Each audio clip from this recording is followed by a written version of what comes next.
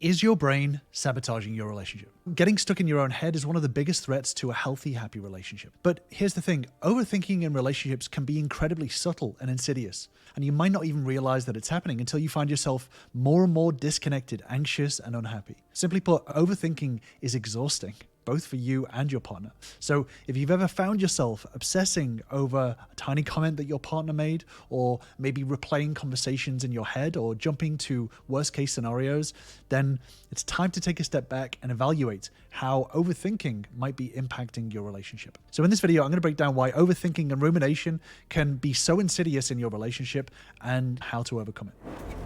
So let's take a closer look at how overthinking can wreak havoc on your relationship. When you get caught up in these overthinking cycles, it's like you're looking at your partner and your relationship through a very distorted lens, like a dirty lens.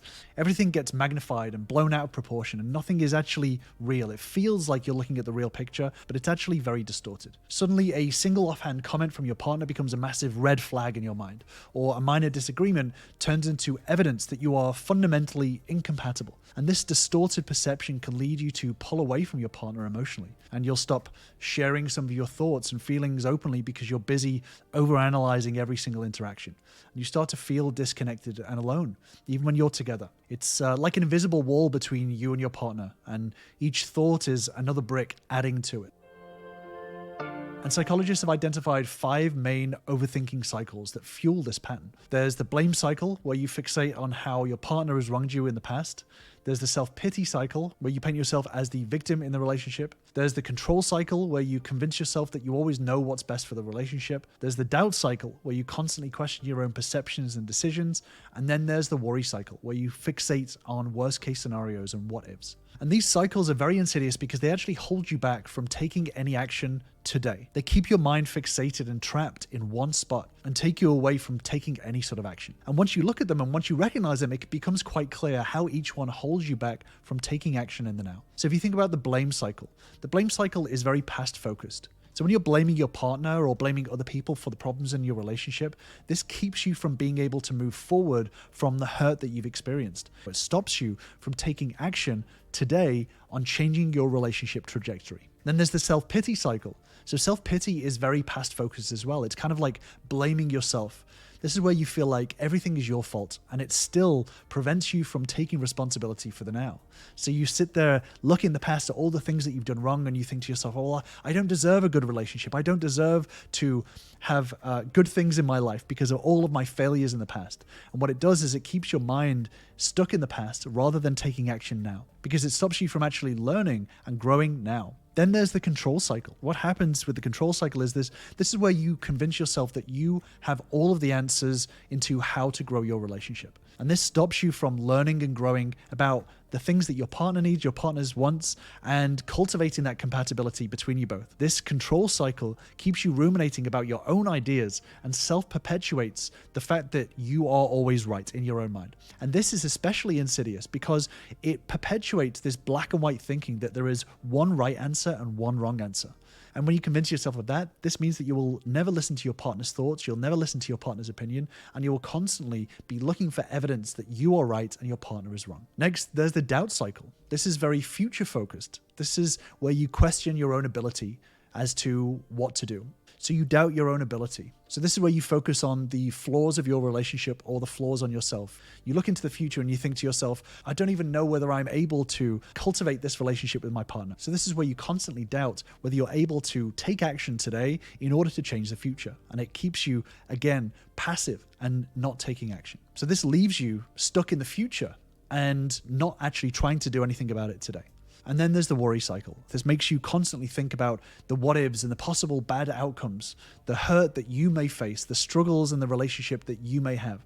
And this ruminating and constantly fixating on the future keeps you very passive in the now because it stops you from taking action on it. Because you're so focused and worried about the future, it stops you from doing anything because you think about all the possible worst-case scenarios that may happen. And the more your mind stays there, the less effort you have to make right now because you convince yourself that this is not going to work out anyway, so why bother trying now? And this becomes a self-fulfilling prophecy. It stops you from taking action now to prepare for these potential worst-case scenarios. And just before I jump onto the next point, if you do want more videos on relationships, then feel free to subscribe to the channel for new videos every single week. And the consequences of all of these cycles is that they become like a broken record in your mind, playing over and over and over again until it drowns out the real present moment with your partner. So, for example, you might find yourself snapping at them over tiny things or withdrawing affection because you're too wrapped up in your own head.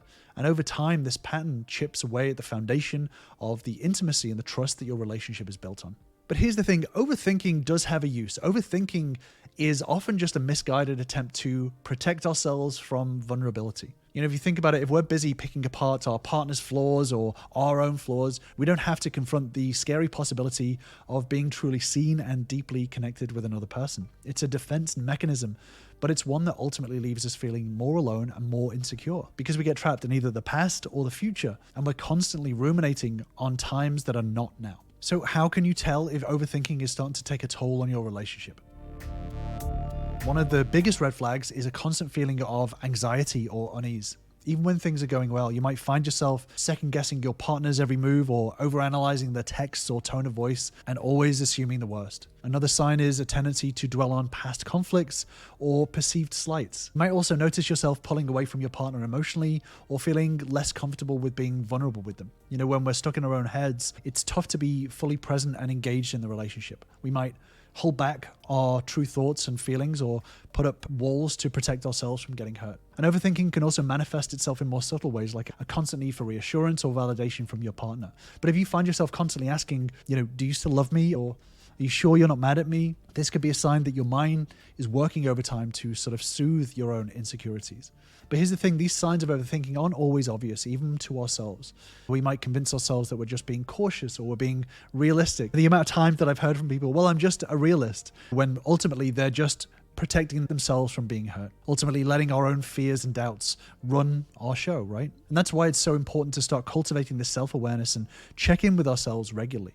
And these are the skills that I work on with my Ultra Normal members. And if you do want to join us, then sign up for the free relationship bootcamp, where you'll learn the tools and skills to turn your relationship into a thriving relationship. Click on the link in the description to get started today. One really helpful exercise is to start logging these thought patterns. Start recognizing, becoming aware of these thought patterns in your day-to-day life. When you start to feel anxious about your relationship and start to figure out, which thought cycle am I in? Am I in the worry cycle? Am I in the blame cycle? What am I feeling right now? Every time you start to notice yourself overthink on one of these cycles or ruminate, jot down that thought and how it made you feel. Over time, you can start to see patterns emerge, certain triggers or situations that tend to send your mind into that overdrive state. The more that you do this, the more that you'll start to learn your own patterns and the more that you can start to unpack it and start to deconstruct it so that it doesn't impact your relationship. Because again, the consequence of these thought patterns is that it starts to change the way that you interact with your partner. So it's really important to get ahead of these thought cycles and start to log them and start to deconstruct them for yourself. Ultimately, managing overthinking is all about managing your emotions and mastering the art of cognitive restructuring, or as what I call emotional alchemy. And if you do want a deeper dive into emotional alchemy and how to master your emotions in relationships, then I will leave you with this video right here. I'll see you over there.